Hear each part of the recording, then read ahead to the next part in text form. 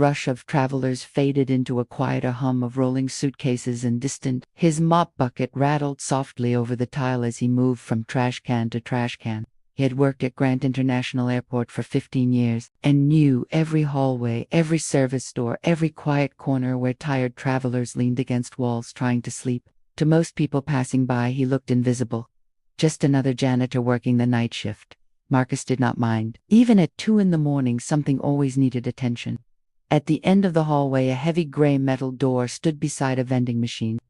A small yellow sign above the handle read "Electrical Maintenance, Authorized Personnel Only." Marcus parked his cart and reached into his pocket for a small keycard.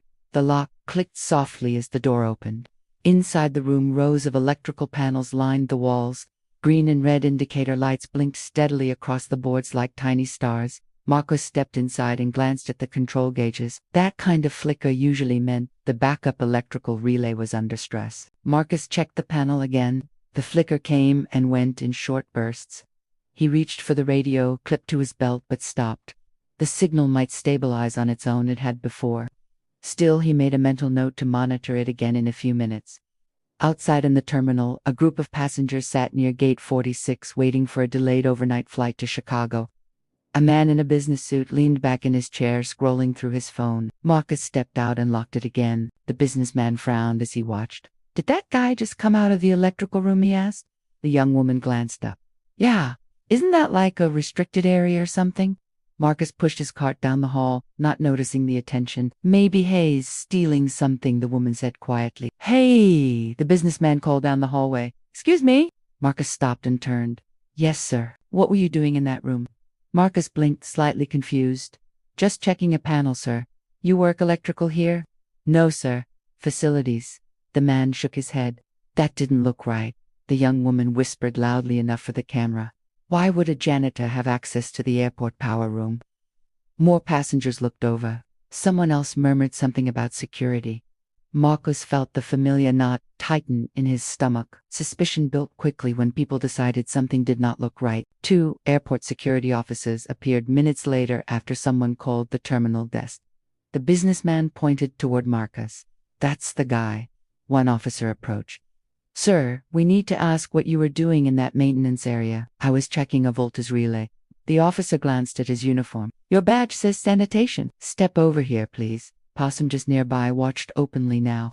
Several phones were recording. Marcus followed them a few feet away from the gate area. "Do you have authorization to enter that room?" the second officer asked. "Yes, sir." "Let's see your badge." Marcus handed it over. While the officer inspected the card, the lights above the terminal flickered once, then again. The young woman filming paused her recording. "Did anyone else see that?" A low murmur spread through the waiting area. The officer returned. Marcus bowed. Marcus opened his mouth to respond when the overhead lights dimmed suddenly. A moment later, half the terminal went completely dark. Gasps echoed across the gate area. Computer screens at the ticket counter blinked up. Emergency lights switched on, casting the terminal in dull red glow. "Power outage," one passenger whispered. Within seconds, the airport announcement system cut out mid-sentence. "The relay I checked earlier was unstable." The businessman scoffed. "So now you're the electrician too. If the backup grid doesn't reset soon, the generator system will overload." The officers hesitated. Then his eyes landed on Marcus. "Marcus, what happened?" Marcus gestured toward the maintenance door. "Voltage relay started flickering about 10 minutes ago." The engineer looked at the security officers. Everyone nearby fell silent. The businessman who had first raised the concern looked confused. "What do you mean?" The engineer pointed at Marcus Hayes, the only overnight technician certified to reset this terminal's backup electrical grid. Marcus did not react. The young woman lowered her phone slightly. The officer handed Marcus his badge back quickly. Marcus grabbed a heavy insulated lever beside the panel. He shut down the primary relay, then rerouted power through the secondary circuit. The lights across the control board flickered wildly. For a moment, everything went silent. Then the green indicators stabilized. Outside in the terminal, the overhead lights slowly blinked back on. A long electronic hum filled the air as systems powered up again. Passengers began clapping softly. The engineer smiled with relief. "Nice catch." Marcus shrugged slightly. "Would have been worse if it tripped the generators." Behind them, the businessman stood awkwardly, shifting his weight. The young woman stopped recording. Security officers looked embarrassed. So, one officer said quietly to Marcus, "We apologize for the misunderstanding." Marcus gave a small nod. "It happens." Passengers nearby whispered among themselves. The businessman stepped forward. "I might have jumped to conclusions," he admitted. "Well, next time, let the guy fix the problem before you stop him." The tension slowly faded. Within an hour, the delayed flight finally began boarding again. Passengers walked past Marcus as he pushed his cleaning cart down the hallway like he had been doing all night. Near gate 46, the young woman approached him again. "Well, hopefully people learn something from it." She nodded. "I think they will." The next morning, the video spread across social media. The first clip showed passengers questioning the janitor outside the electrical room. The second clip showed the terminal going dark. The final clip showed airport staff rushing the same man back into the maintenance room so he could restore power. But Marcus never watched the video himself. Another electrical panel to check, because while most passengers only saw a janitor walking down the hallway, the airport itself knew something different. Sometimes the person everyone overlooks is the one quietly keeping the entire place running. Marcus continued pushing his cart slowly down the long hallway after the terminal lights had returned. The airport had gone back to its normal rhythm. Boarding announcements echoed through the speakers again, and tired passengers gathered their bags as the Chicago flight finally began lining up at the gate. To most people, the incident was already fading into the background of a long travel day. Delays happened all the time. Power flickers happened to travelers were focused on catching flights and finding seats. Marcus stopped near a trash bin and replaced the liner with the same calm routine he had followed every night for years. The engineer who had rushed to the scene earlier walked back down the corridor a few minutes later holding a tablet. "You saved us a bigger headache tonight," he said. Marcus shrugged slightly. "Just doing the job." The engineer leaned against the wall for a moment, looking toward the maintenance room door. That relay could have knocked out 2 terminals if it blew the generator switch. Marcus nodded. "I know. You notice things before the alarms even go off." Marcus gave a small smile. 15 years walking these halls, you start to hear the building breathing." The engineer laughed. "I believe it." Across the terminal, the businessman who had first called security was still standing near the gate.